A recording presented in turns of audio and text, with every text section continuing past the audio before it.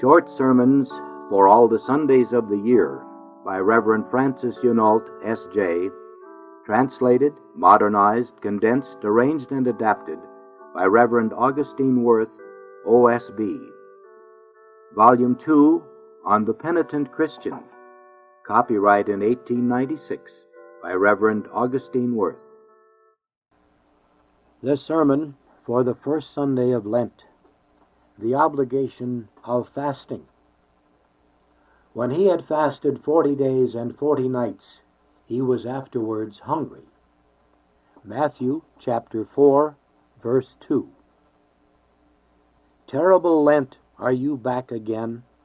Must we again suffer hunger? Alas, how will I be able to stand that? 40 whole days, one after the other. It is too much. I shall die before Easter.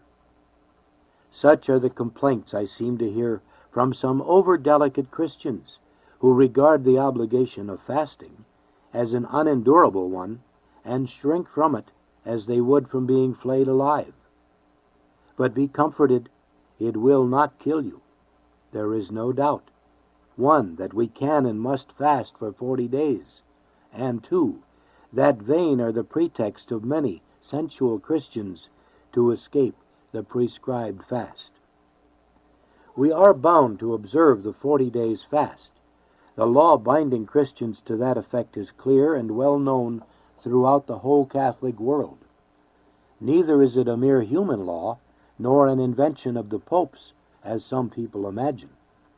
But even if it were an invention of the popes, and were imposed by them on the Church at large, would not that fact alone be a sufficient reason to make it obligatory on the conscience of every child of the Church? Not the least doubt of it. Nor is this law nearly as severe now as it was amongst the early Christians. The latter were obliged to abstain not only from meat, but also from everything that comes from meat, such as eggs, milk, butter, and so on, and not merely from that, but even from fish, spices, and wine.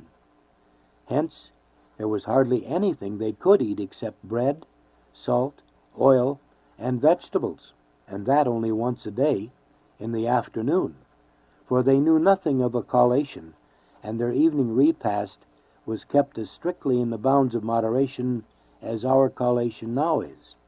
No one dreamed of asking a dispensation. And is there any modern Christian who will try to excuse himself by saying that he cannot observe the Lenten precept, easy as it is nowadays, or that he is not bound to do so? Consider the sin of our first parents in paradise.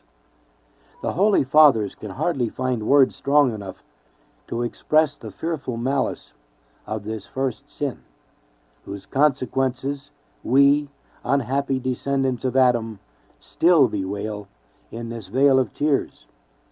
And yet, what was Adam's sin? He ate of a fruit that God had forbidden him to touch. That was all. Now, to eat a piece of fruit, nay, even a whole apple, is, if we consider the matter alone, a very trifling affair. Why then should such a sin be reckoned as a most grievous one in the divine judgments, as such a fearful sin that no man can understand its malice? St. Thomas of Aquinas tells us why. The gravity of this offense must be measured by its circumstances, and not by the smallness of its matter.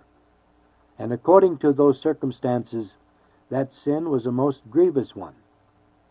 What were they? The manner and the words in which God imposed the command on Adam. And he commanded him, saying, "Of every tree of paradise thou shalt eat, but of the tree of knowledge of good and evil thou shalt not eat. For in what day soever thou shalt eat of it, thou shalt die the death." It was as if God wished to say, all these things you can use when and how you please, but there is one tree that I reserve to myself in order to test your obedience, and under pain of temporal and eternal death you are forbidden to taste of it. But what did Adam do? In the midst of the superabundant delights that were at his free disposal, he stretched out his hand in order to please his wife, to that one tree that he was forbidden to taste of under pain of death. Now to our subject. Consider the vast number and variety of substances which God has prepared for the nourishment and food of man in this, our earthly paradise. All kinds of crops in our fields, all kinds of fruit on our trees, all kinds of wholesome and nourishing vegetables in our gardens. And then, what a great variety of animals, wild and tame, of birds, of domestic fowls, and of fishes in the waters. What a number of savory dishes can be made of those things that are procured from beasts. And the good God says, as it were, to each one of us Christians, "Behold, all these things I give you to use as you please. Eat and drink of them in moderation, when permissible, for the preservation of your strength and health. One article of food alone I reserve. You must now abstain from it for my sake, and that but for 40 days. All the others you can use once a day till you are fully satisfied." Is it credible, my dear brethren, that any true Christian can be found to object to such a reasonable command as this, or to say that it is too difficult to be observed? I can hardly imagine that anyone would be so rebellious as to violate the precept of God in His church by eating meat on a fast day or a day of abstinence. And yet, alas, how many half-Catholics there are who refuse to observe this easy law. We are not bound to fast in that way, they say. Nay, we cannot fast in that way. Let us hear now some of their vain excuses. All Catholics under 21 years of age, people of advanced age, laborers, the sick, the delicate, and the convalescent, pregnant and nursing mothers, all these have indeed good reason for saying that they cannot observe the law of fasting, at least as far as eating only one full meal in the day is concerned.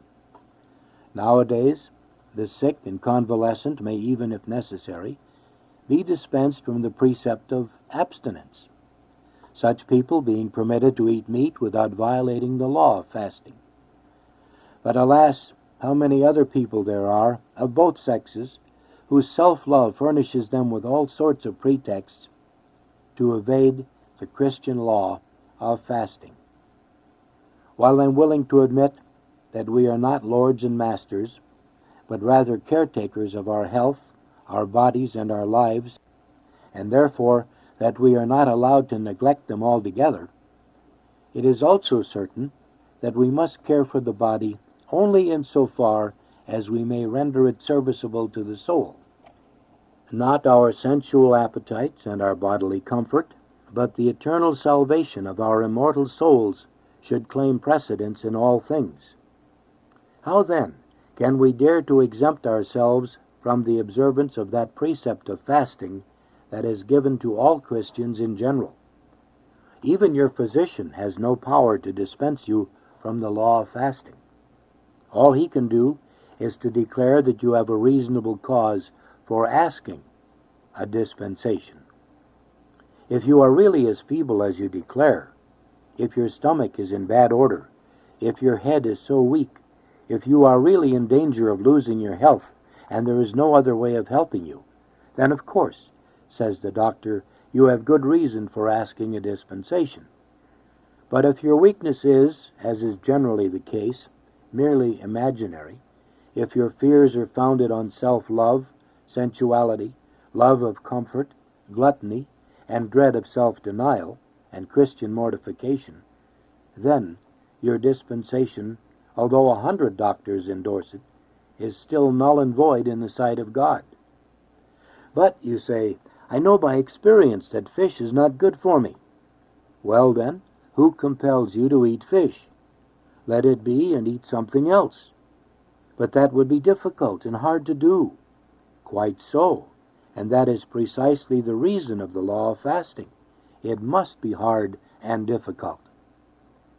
Consider, I pray you, the vast numbers of poor people who, besides having to work hard every day, hardly see a bit of meat oftener than once or twice a year, while they are just as badly off with regard to fish, and yet they are able to enjoy good health on their fare of bread and vegetables. They can do without meat for a year at a time, while you're afraid to abstain from it for a few weeks during the Lent. How many people there are, of both sexes, in convents and monasteries, who spend their whole lives without eating meat, or anything that comes from meat, and yet they reach a ripe old age. St. Hilarion was 80 years old, St. Pacimus 110, Saints Anthony, Arsenius, and Romuald lived to be 120. And what ascetic lives they led. Did they have meat outside of Lent, or fish prepared with all kinds of delicious sauces during Lent? No, indeed.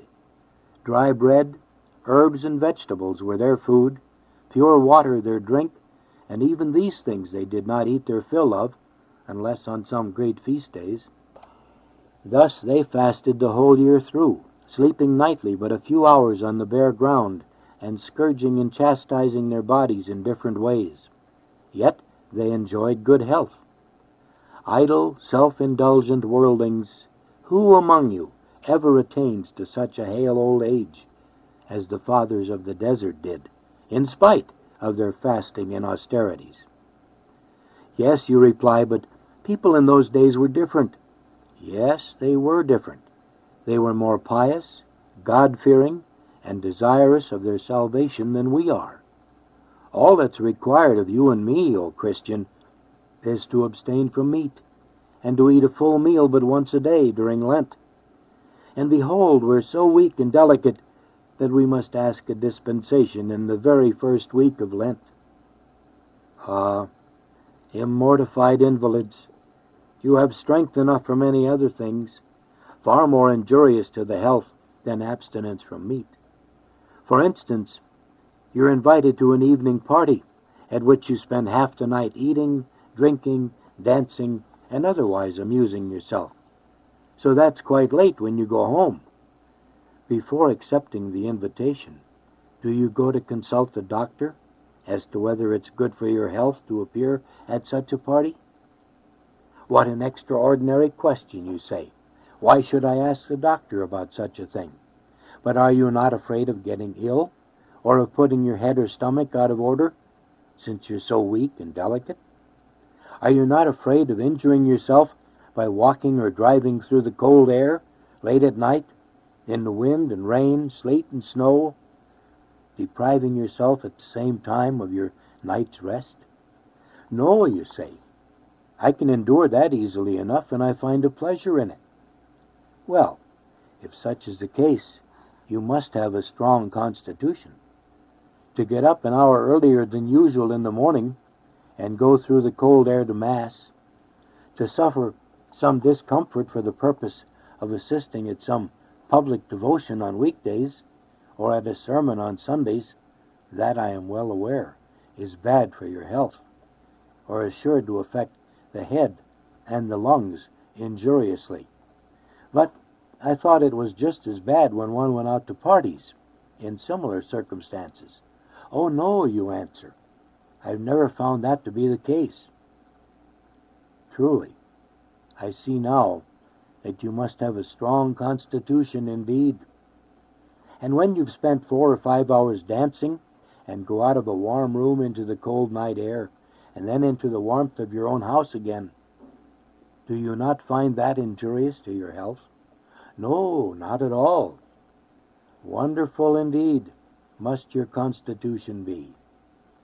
And when you eat or drink to excess, or fill your stomach with all kinds of fruit, sweetmeats, liquors, and ices at entertainments, are your head and stomach always in good order? Yes, I can bear all that without difficulty, nor does it make me the least ill.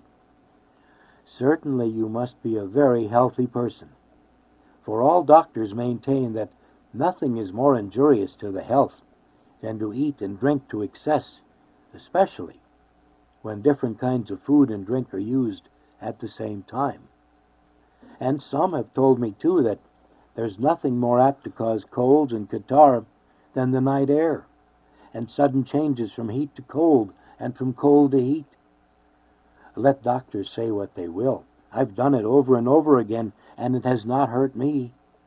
Then your constitution must be a very strong one. But tell me, is not this constitution of yours the same during Lent? Up to Ash Wednesday you've been so strong and healthy that nothing could hurt you. Yet now you're so weak that if you abstain from meat for a time you're sure to get sick. Ah, Christians, is it possible that one can endure anything to please the world, or to gratify the senses and the desires of the flesh? While if there's question of obeying the law of God in the church, all our strength is gone. The head is too weak, the stomach too delicate. We fear we may grow sick and die. But what will all these excuses avail before the omniscient God, who cannot be deceived, and who well knows what each one is able to bear? What will they avail before that judge of whom the prophet David says, "He shall judge the world with justice, and the people with his truth"? Mark these words, weak Christians. In his own divine truth, he will judge the world, and not according to your idle imagination. You refuse to fast. You unlawfully eat flesh meat in order to preserve your health and prolong your life.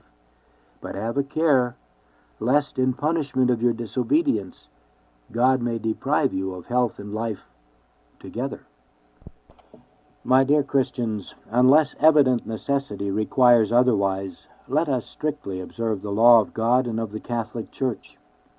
If self-love and sensuality try to persuade you that you cannot observe the general law of fasting, make them the same answer that St. Augustine once made in another matter. Why should I not do what these men and women have done? So many Christians have kept the law of fasting for so many centuries, even when it was so strict that both fish and flesh were forbidden. Why then should I not observe it, now that it is made so easy? So many religious of both sexes can fast during almost the entire year. Why should not I fast for 40 days? At all events, God has appointed the fast, and my mother, the Holy Church, has imposed it on her children. This alone should induce me to show myself publicly her obedient child. And even if fasting should be somewhat more difficult to me than to others, who try to evade it by all sorts of vain pretexts, yet my soul and my flesh will have all the more consolation in God. And when the joyful season of Easter comes, I will be able to sing more heartily the glorious Alleluia. Amen.